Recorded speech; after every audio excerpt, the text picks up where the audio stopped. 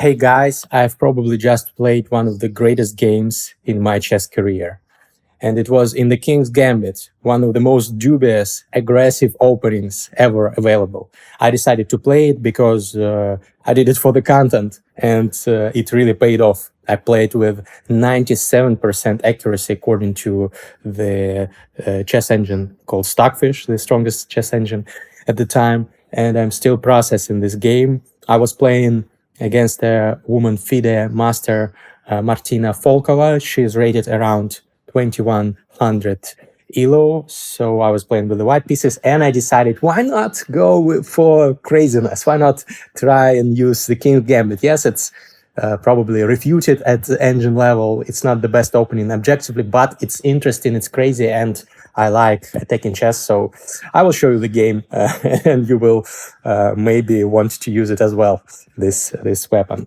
So I went for e4, e5, f4, and my opponent went d5. Actually, Jan Nepomniachtchi, two-time world championship contender. He played the same against me at the end of our podcast. So this is the Felgbear counter gambit, and a popular response to the King's Gambit, although the most principled way is obviously to take the pawn. And there are crazy variations, very many lines of theory that you should study if you want to play it. But it's totally worth it, I think. So d5, she went for the counter gambit. I was expecting that. I've seen that she plays this against the King's Gambit, but she used to play e4, and I was studying the lines after e4.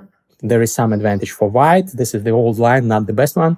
But here she decided to surprise me and went for e takes f4. By the way, Jan Nepomniachtchi did the same thing against me. Check out our game. I'll link it in the description of the video. So, but first check this game, because this was amazing. So I go knight f3. This is theory. She attacks my pawn.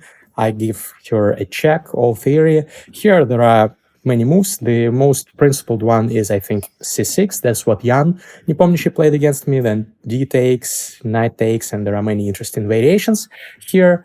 But she went for knight d7, bishop d7.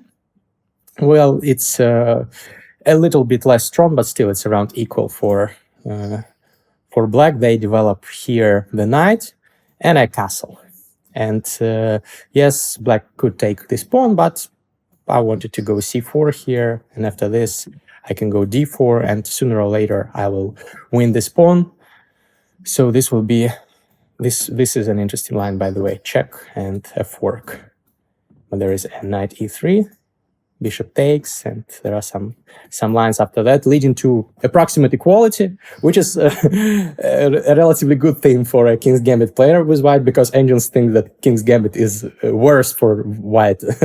But she didn't go for this knight takes d5. She went for a different move, bishop e7, protecting from these checks potentially, and she wants to take it next, but I don't give it to her. c4, and here b5. Here we have left the realms of theory. I've never seen this b5 move. It's very strange, but interesting. If I take, the idea is to take here, and black is actually very, very fine, because this knight, first of all, this knight is on an outpost, because I have no c and e pawns, and I cannot attack it, so it's feeling really comfortably here. This pawn is weak for me. This pawn is protected for her, so she's currently, well, the material is equal, so she's not even down a pawn. So that would be quite fine for black. So I decided against taking this pawn.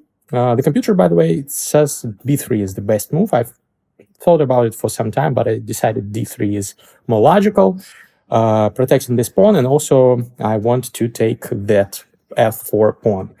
She castles, and I take the pawn, and I'm up a pawn, but black has some counterplay. So this is the counter gambit, Felgbear counter gambit, in which black sacrifices in turn their pawn to white, refusing to take my pawn.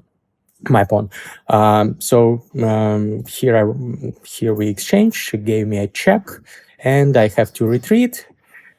Knight d4, I was thinking about that move, but I didn't want to put my knight in the line of fire, so I went king h1, and he went knight g4. And you see, I'm up a pawn, but the position, the computer evaluation is plus 0.4, because the computer thinks that black has sufficient counterplay. So there are some threats. At the time, a threat is a fork, or maybe black wants to go here with the knight.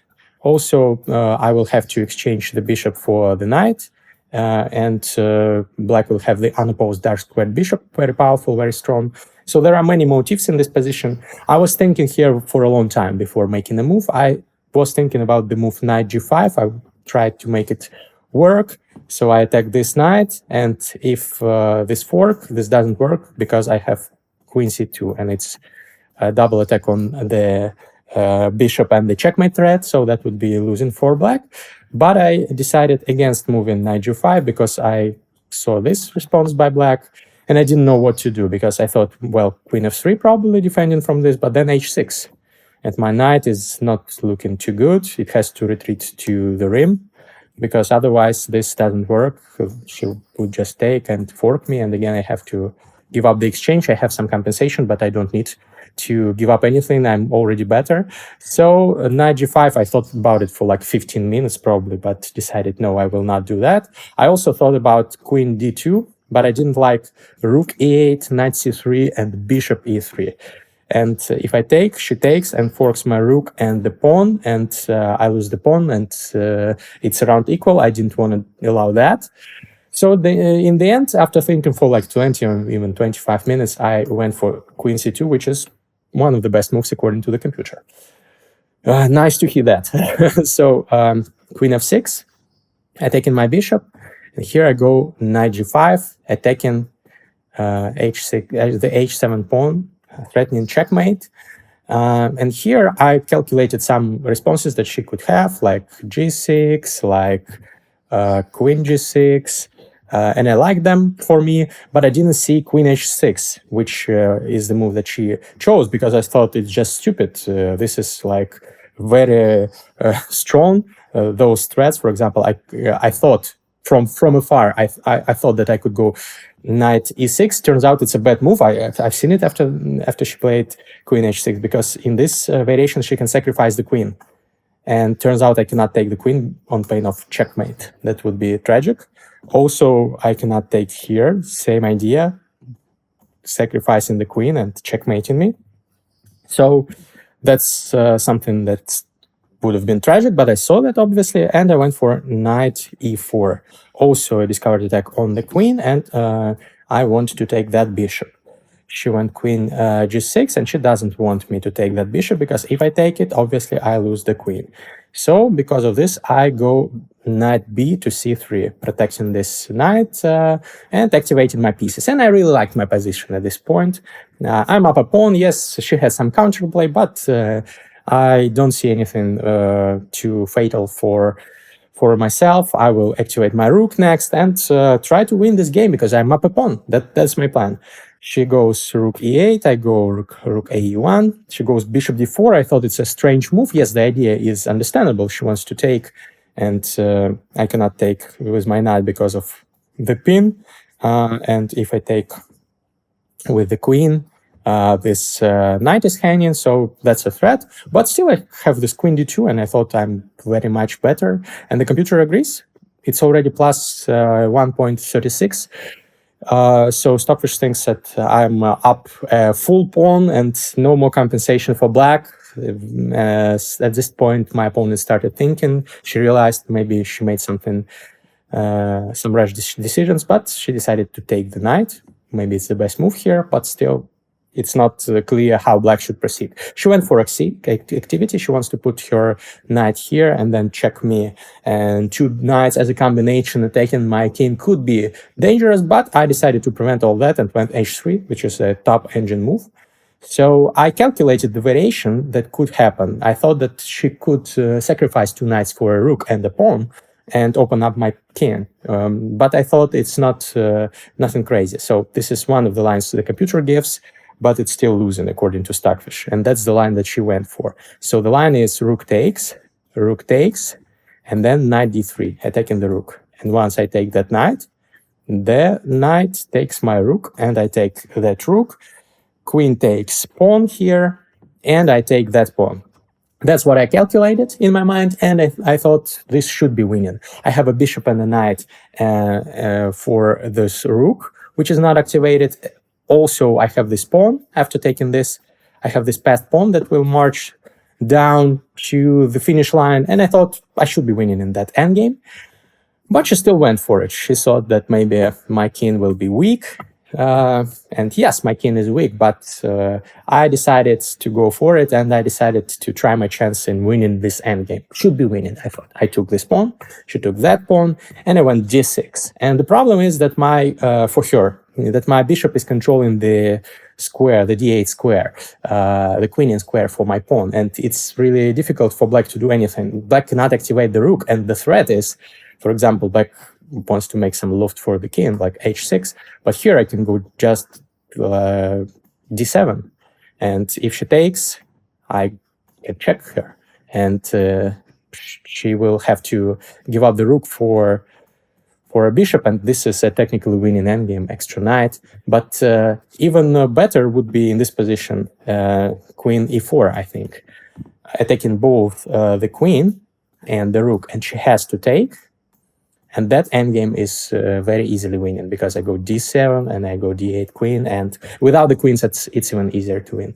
So that's the problem in this position. So she realized she's in trouble here, and she went rook f8, preventing all those themes with queen a8. Because if I go d7 now, she just takes, and she's already better, because the pawn is not queening. But here I have a strong move, queen e4, centralizing my queen. Again, she cannot exchange the queens, because that would be a winning endgame for me. So she has to try for some perpetual checks, attacking my king. She went queen c5, I in this square. And I have to be very careful here, because if I do something rash, I could lose the game. For example, some possible variations could be like this. And this is the perpetual check, because I do not have any good squares for my king. She just checks me, and it's a draw. So that's what I calculated and thought that it could be dangerous. So when you are up material, or if you have a winning position, the most important thing that you should do is prevent counterplay by your opponent. And here, my main idea was not immediately queening this pawn, going, okay, I will queen the pawn, hooray, let's go. No, the main idea is to not allow her do anything. Just make her suffer in the chess way, nothing personal. So if you look at the games by top grandmasters, for example, once they get advantage on the board, the main thing that they do not rush, they do not hurry, they try to prevent any kind of counterplay from their opponent. That's what I tried doing here. The only way she can create something is check my king. So I wanted to prevent that, and I calculated some variations. After knight d5, I thought she has this check, then she has this check, but I go here, then she has this check, and I go here, and she has this check, and I go here, and there are no more checks, because my king is here, the queen is here, and that would have been a check, but my queen is controlling that square. That would have been a check, but my queen is controlling, and my king is also controlling that square. That would have been a check, but my queen also is controlling that square. All the squares are controlled. That's what I calculated here.